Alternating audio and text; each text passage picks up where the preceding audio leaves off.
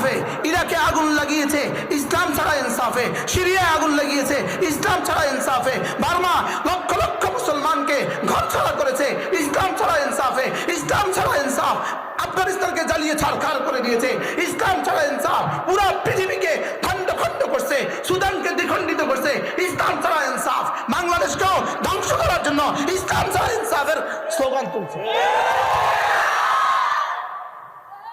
বুঝতে পারছি?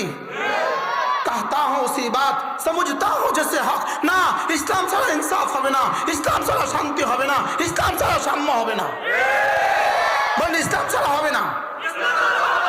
আমরাও বলেন, আপনারাও বলেন ইসলাম ছাড়া হবে না। আমেরিকাতে ইনসাফ আছে, ইসলাম নাই। আমেরিকাতে ইনসাফ আছে না নাই?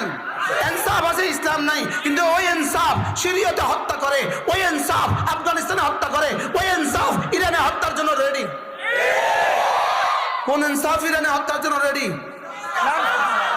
তাহলে বোঝা গেছে ইসলাম ছাড়া ইনসাফ জান্নাতে যাবে না। বলেন কি বলছি বলেন? না, ইসলাম ছাড়া ইনসাফ হবে না, না ইসলাম ছাড়া ইনসাফ হইতে পারে না। এজন্য নতুন করে ইনসাফ শব্দ আসবে কেন?